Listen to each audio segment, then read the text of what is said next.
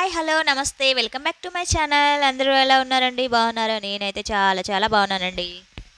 Today special వచ్చేసి non వెజ్కి ధీటుగా paneer masala curry అయితే ప్రిపేర్ చేస్తున్నానండి. చాలా అంటే చాలా సింపుల్. ఒకసారి ఈ ప్రాసెస్ ట్రై చేశారంటే మీరు ఎప్పుడు పనీర్ కర్రీ చేసుకున్నా ఇలాగే ట్రై చేస్తారు. అంత పర్ఫెక్ట్గా వస్తుంది. ఎంత రాని వాళ్ళు సైతమైనా సరే ఈ ప్రాసెస్ని ఫాలో అయితే ఈజీగా కుక్ చేసుకోవచ్చు. మరి లేట్ చేయకుండా ఈ పనీర్ మసాలా కర్రీ ఎలా చేసుకోవాలో చూసేద్దాం. మరి అంతకన్నా ముందు మన ఛానల్ని ఫస్ట్ టైం చూస్తున్నట్లయితే ప్లీజ్ సబ్స్క్రైబ్ చేసుకొని సపోర్ట్ చేయండి. అలాగే గంట సింబల్ని యాక్టివేట్ చేసుకోండి. అప్పుడే నేను ఏ కొత్త వీడియోస్ చేసినా మీకు వెంటనే నోటిఫికేషన్ అయితే వస్తుంది. ముందుగా ఈ పనీర్ మసాలాకైతే మనం గ్రేవీ మసాలా ప్రిపేర్ చేసుకోవాలండి. ఆల్రెడీ ప్రిపేర్ చేశాను, మీకైతే చెప్తున్నాను చూడండి. ఒక మిక్సీ జార్ తీసుకొని దానిలోకి అల్లం, వెల్లుల్లి, ఎండు కొబ్బరి, ఉల్లిపాయ, ధనియాలు, మన గరం మసాలా ఉంటుంది కదా, చెక్క, లవంగం, ఇలాచి, ఆ గరం మసాలా మొత్తం వేసుకోవాలి. ఆ తర్వాత 2 స్పూన్లు కారం వేసుకొని పావు స్పూన్ పసుపు వేసుకొని మిక్సీ గ్రైండ్ చేసుకోవాలన్నమాట. దీన్ని పక్కన పెట్టేసేసుకోండి. ఆ తర్వాత మనం చేసేది పన్నీర్ కాబట్టి నేనైతే ఇది వచ్చేసి 200 గ్రామ్స్ పన్నీర్ అండి. ఆరోగ్య తీసుకున్నాను అనమాట, ఆరోగ్య పన్నీరు.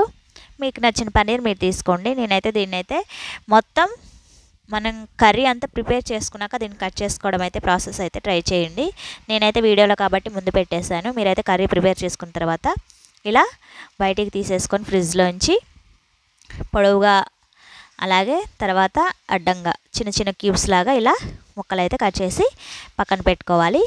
నేను ముందు ఎందుకు చెప్తున్నానంటే కొంచెం కరిగిపోయినట్టుగా వస్తుంది కాబట్టి కర్రీ ప్రిపేర్ అయిన తర్వాత మీరు దీన్ని ఈ ప్రాసెస్ని అయితే ట్రై చేయండి. చూసారు కదా, ఇలా చిన్న చిన్న క్యూబ్స్లా కట్ చేసి అయితే పక్కన పెట్టేసుకోండి.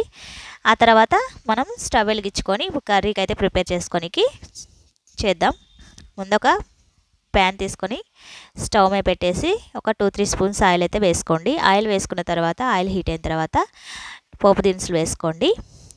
అవి కూడా ఫ్రై అయిన తర్వాత మనం దీనిలో కూడా కొంచెం ఒక్కొక్కటిగా సాజీరా, చెక్క, ఇలాచి ఇవన్నీ వేసుకోండి. వేసుకున్న తర్వాత ఒక 2-3 పచ్చిమిర్చిని కూడా కట్ చేసి వేసుకోండి. అవి కూడా వేగిన తర్వాత సన్నగా తరిగిన ఉల్లిపాయలు కూడా వేసుకోండి.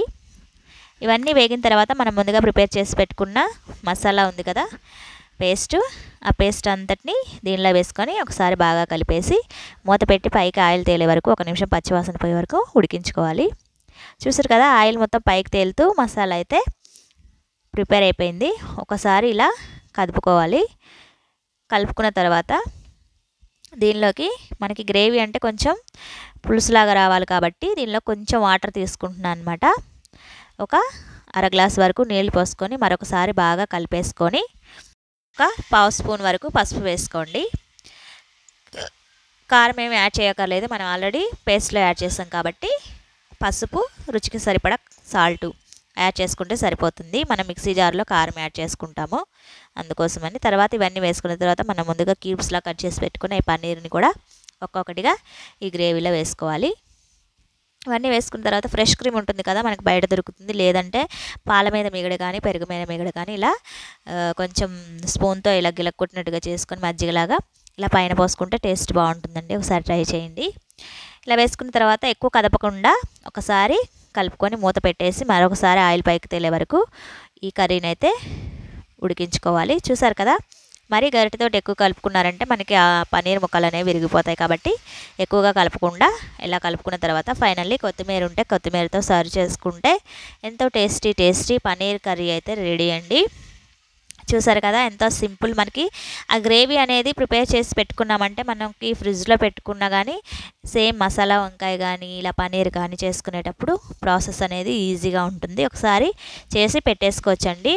అంటే అప్పటికప్పుడు కర్రీ ప్రిపేర్ చేసుకోవాలనుకున్నప్పుడు ఇలా చేసేసుకోవచ్చు అనమాట. నేనైతే మా బాబు లంచ్ బాక్స్కి ప్రిపేర్ చేస్తున్నాను ఇది, అందుకోసమని మీకు రైస్లో చూపిస్తున్నాను. ఇది రైస్లోకే కాదు, బగారా రైస్లో కానీ, చపాతీలోకి కానీ, పూరీలోకి కానీ, దోశలోకి కానీ, దేనిలోకైనా పర్ఫెక్ట్గా సెట్ అవుతుంది. ఒకసారి మరి ఈ ప్రాసెస్ ట్రై చేసి ఎలా వచ్చింది ఏంటనేది నాకైతే ఫీడ్బ్యాక్ ఇవ్వండి.